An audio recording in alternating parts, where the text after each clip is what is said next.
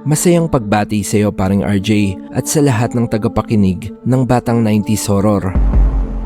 Itago nyo na lang po ako sa pangalang April, isang 30-year-old graphic designer.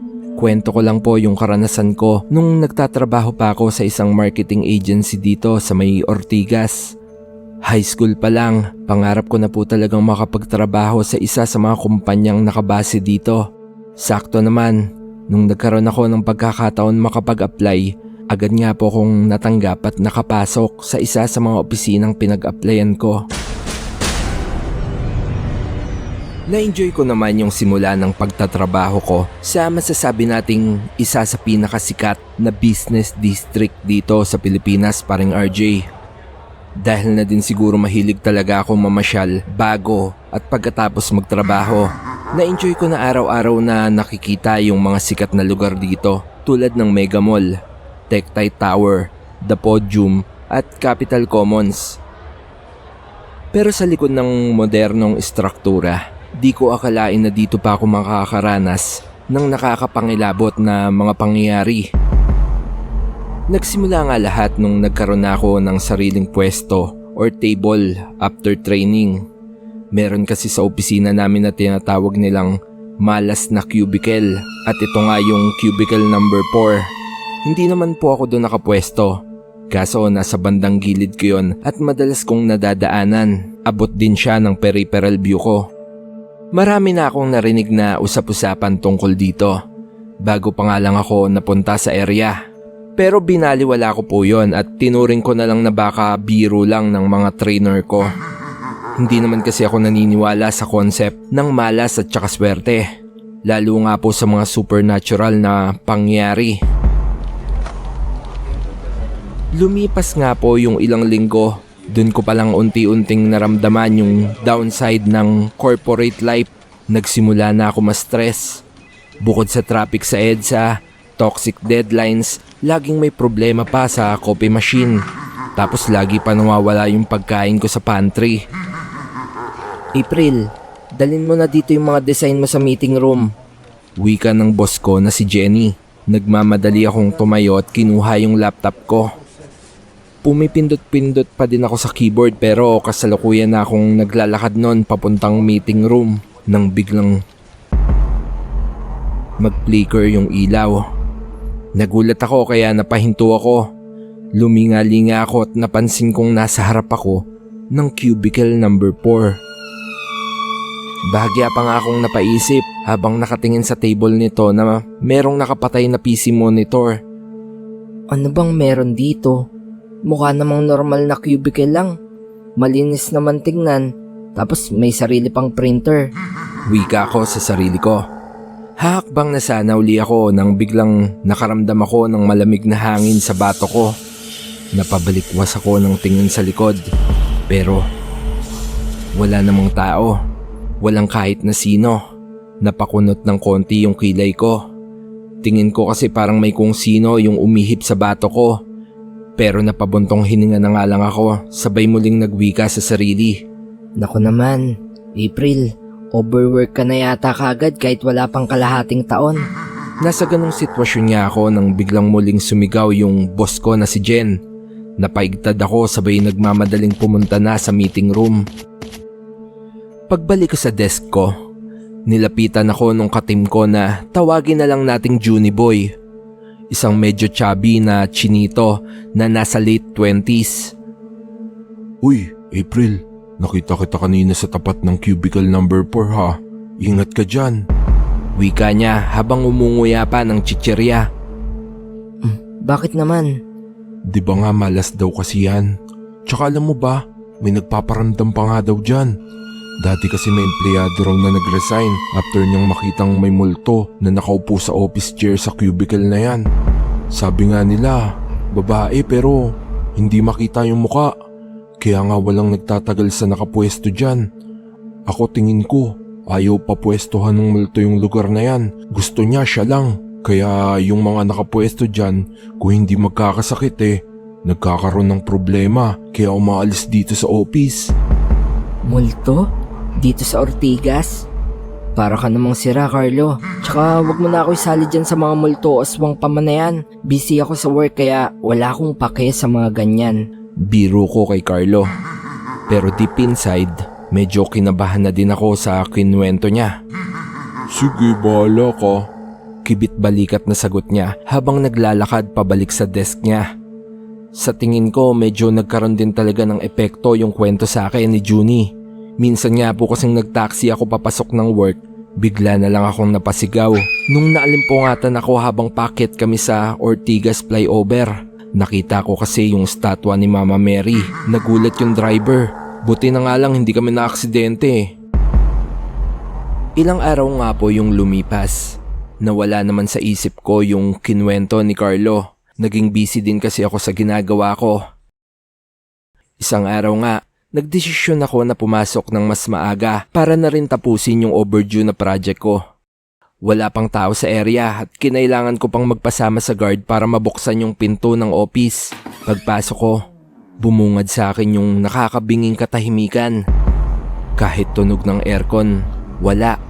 Naupo ako sa desk ko. Binuksan ko yung bintana dahil nga wala pang aircon. Binuksan ko din yung blinds para magkaroon ng dagdag liwanag sa malamlam na ilaw sa opisina. Nagsimula akong mag-type habang umiinom ng kape nang bigla na lang namatay yung ilaw sa buong area. Sa pagkabigla ko nga hindi ako nakakilos. Sobrang dilim. Pero ilang segundo nga yung lumipas, bumukas naman uli at nagkaroon ng liwanag. Napahawak ako sa dibdib ko, napabuntong hininga. Tinignan ko yung bintana dahil nagtaka ako kung bakit dumilim ng sobra sa loob. Gayong binuksan ko naman yung bintana. Pero nung makita ko ito, nagtaka ako dahil nakasarado na yung bintana at blinds. Napakamot ako sa ulo. Tumayo ako para buksan uli. Nang habang naglalakad nga ako, bigla na lang may humila sa skirt ko. Napalingon ako sa paligid pero sa pagtataka ko, walang tao. Napabuntong hininga nga ako nung oras na yon. Okay, calm down, April. Stress lang yan. Hindi totoo yung multo. Wika ako sa sarili ko habang naglalakad pabalik sa lamesa. Nagsimula uli ako mag-type sa keyboard. Sobrang tahimik sa opisina ng mga oras na yon, na tipong tunog lang ng pinipindot ko yung maririnig sa kabuuan ng kwarto. Pero after ng ilang minuto, nanakit yung leeg ko kaya sumandal ako saglit. Medyo narelax ako ng konti nun. Napaisip ako na okay din naman pala pumasok ng maaga. Wala pa yung makulit na si Junie Boy. Wala pa din yung boss ko na laging nagmamadali sa mga pinapagawa. Tanging tunog lang ng keyboard yung naririnig ko nung mga oras na yon. Nang mapabalikwas ako sa pagkakaupo, nagmamadali akong tumayo at nagpalinga-linga sa paligid. Sino yung nagtatype sa keyboard ngayon? Ako lang yung nandito. At nanlaki nga yung mata ko nang makita kong nakabukas yung monitor ng isang PC. Yung PC sa cubicle number 4. Walang kahit na sino yung nakaupo sa harap nun. Pero kitang-kita ko na may nagtatype ng kung ano sa keyboard nito. Nagdalawang isip ako na tumakbo palabas dahil nga madadaanan ko yung cubicle number 4. Pero no choice na din kaya walang lingon-lingon na kumaripas ako ng takbo palabas. Nakarating nga ako sa guard quarter. Oh, ma'am, okay lang ba kayo? Wika ng isa sa dalawang gwardyang nakaupo sa monoblock na upuan. Kuya, may multo sa office namin. Wika ko habang humihingal-hingal pa. Nagkatinginan silang dalawa. Ma'am, sang office po ba kayo sa may marketing agency ba? Oo kuya, ako yung nagpasama magbukas ng office kanina, 'di ba? Ako lang kasi mag-isa doon pero nagulat ako kasi may nagtatype. Wala din naman kaming tao sa IT department ngayon kaya imposibleng may nagre-remote ng PC doon. Tsaka rinig na rinig ko yung physical keyboard na merong nagtatype. Maniwala kayo kuya, may multo doon. Wika ako na nagdadalawang isip dahil baka hindi maniwala sa akin yung mga kausap ko. Tumayo yung isa sa kanila at inabutan ako ng tubig mula sa water dispenser sa tabi. Agad ko naman itong ininom. Maya-maya nga, nahimasmasan ako. Doon na nga nagsalita yung isang gwardya. Si Ma'am Cynthia siguro yung nagpaparamdam sa'yo, ma'am. Kalmadong wika nung isa sa kanila. Dati po kasi siyang empleyado rito. Kaso, tinanggal siya dahil nagkamali siya sa isang malaking project. Sabi ng iba nasiraan daw ng bait eh. Tapos ayun po, dun niya mismo ginawa sa isa sa mga cubicle sa office nyo, yung alam nyo na.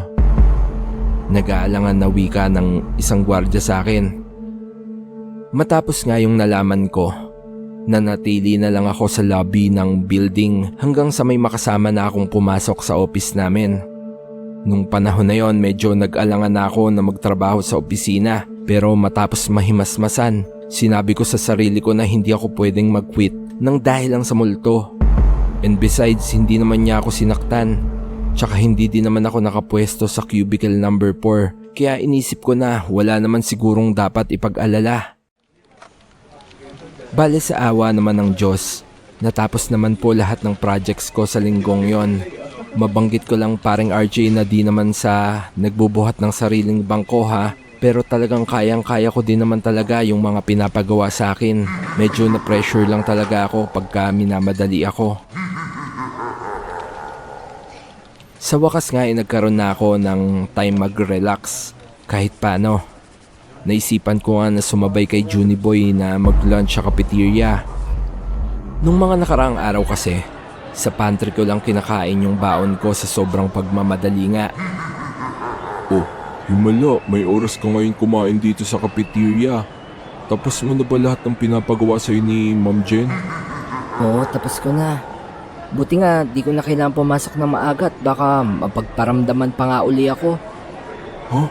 May nagparamdam sa'yo? Anong nangyari?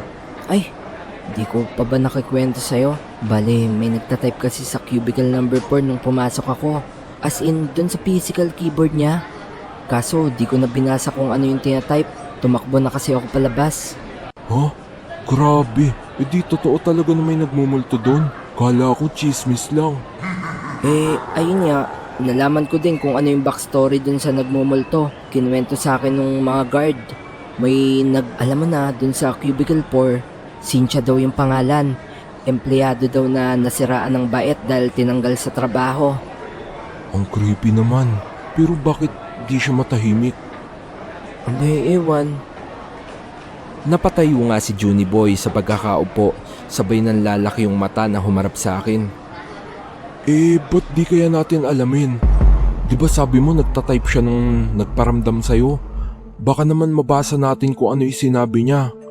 Napalunok nga ako sa pagdadalawang isip sa sinabi ni Junie Boy nung mga oras na yon. Medyo kinikilabutan ako sa pag-iisip pa lang. Pero aminin ko pong curious din ako kaya nagwika akong, Paano? Hindi naman yata siya nagpaparamdam sa madaming tao.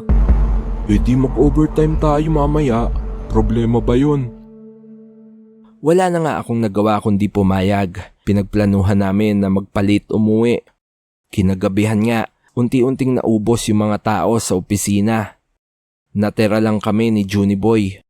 Nakita ko pang nagsiset-up siya ng tripod para sa cellphone niya. Nakatapat pa ito sa cubicle number 4. Anong ginagawa mo, Junie? Shh! Huwag ka maingay, baka marinig ka ng multo. Baka mahiya, hindi magpakita sa atin. Napangisi na nga lang ako sabay kamot sa ulo. Lumipas yung ilang minuto, wala pa din kaming naramdamang kakaiba.